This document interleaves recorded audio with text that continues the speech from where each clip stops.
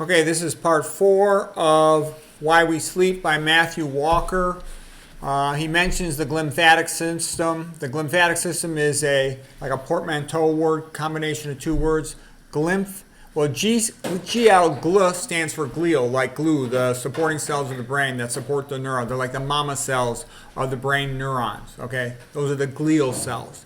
Lymphatic means like the lymphatic system. The lymphatic system is like the sewer system of the human body. Okay, to drain away waste products. Okay, extravascular fluid, and it cleans the brain at night. It removes beta amyloid protein from the brain. It removes tau protein from the brain. During non-REM sleep, the glial cells will shrink at night. They'll shrink up to 60%, and when they shrink, that opens up what is called the perivascular spaces of Virchow-Robin.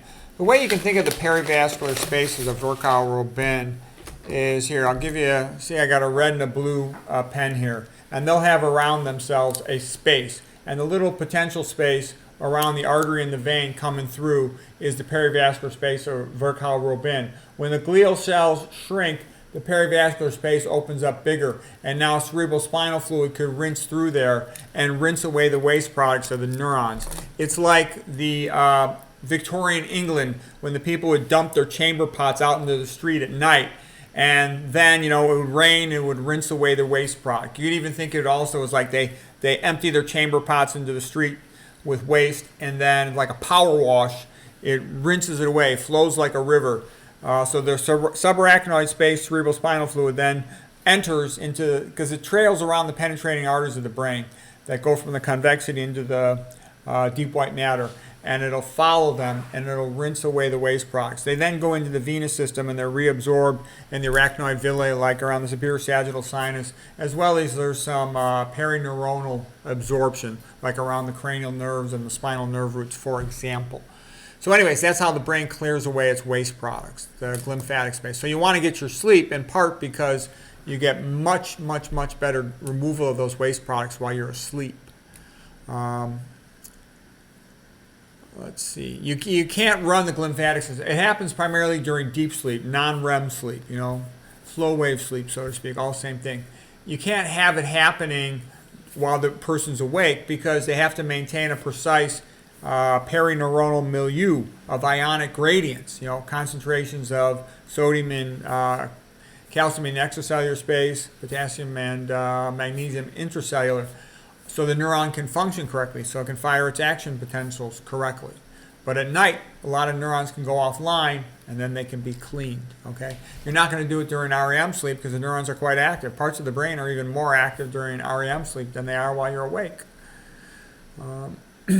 Okay, if you deprive a mouse, for example, of sleep, beta amyloid protein will accumulate in the brain. High-fat diets also increase beta amyloid protein in the brain, which is toxic. Remember, beta amyloid protein is toxic. It's an excitotoxin. It causes increased activation of the NMDA receptor, making it increased permeable to calcium getting into the cell, which you don't want, so it has a stimulant effect on the brain. Okay, beta amyloid also can be toxic to the brain in another way. It can form these oligomers that irritate brain cells, and microglia will phagocytize them, and it will cause additional pro-inflammatory problems. Chronic sleep deprivation is associated with obesity. It raises the same hormones as chronic psychological stress.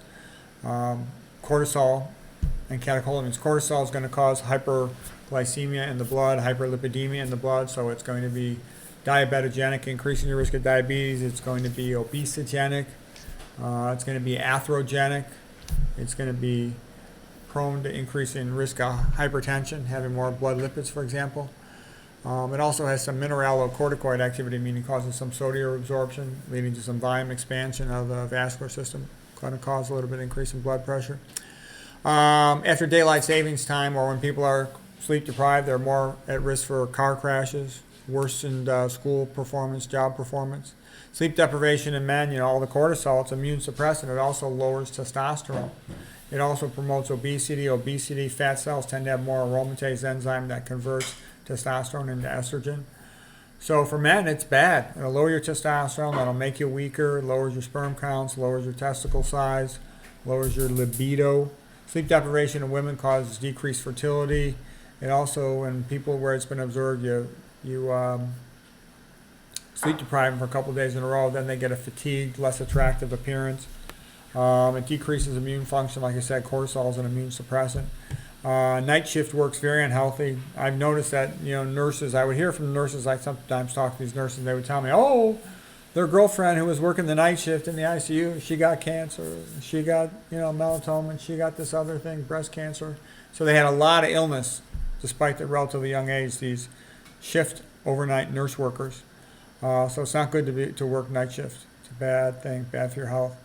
REM sleep is like a master piano tuner, is how Matthew Walker describes it, and it helps us to fine-tune our emotional intelligence, if you will, our ability to read other people's emotions. So you're more with it socially after you've been well rested if you're asleep. You're physically stronger too, as a man if you're lifting weights. REM sleep improves our problem-solving abilities. A lot of creative problem-solving happens in those last couple of hours before we wake up. You'll often wake up with the answer to some question you've been pondering for a while. Sleep suggestions, this is his advice. Sleep and wake same time every day. He thinks that's the most important thing. Avoid caffeine, tobacco, and alcohol. In his book, he's much more anti-caffeine, tobacco, and alcohol, especially caffeine, than he is in public, because he has to be that way to get invited on the popular channels. He says avoid naps, because they're going to lower your adenosine. It's that accumulation of adenosine over time that builds up your sleep drive, sleep pressure. The higher your adenosine, the more it pushes you to go to sleep. When you drink caffeine, you block the adenosine receptor, so caffeine blocks sleep. When you exercise, you increase adenosine, so that increases sleep. He recommends keeping your bedroom real dark and having it cool, getting all the gadgets out, all the electronic stuff. Bedroom should be just for sleep and for sex. Don't look at the clock at night. He says if you look at the clock, you start calculating when to wake up, it distracts you. That's not a good thing to do. Best to just not look at it. Don't lay in bed awake. You don't want to associate the bed with being unable to sleep. If you can't sleep, just wake up and go do something else for a little while.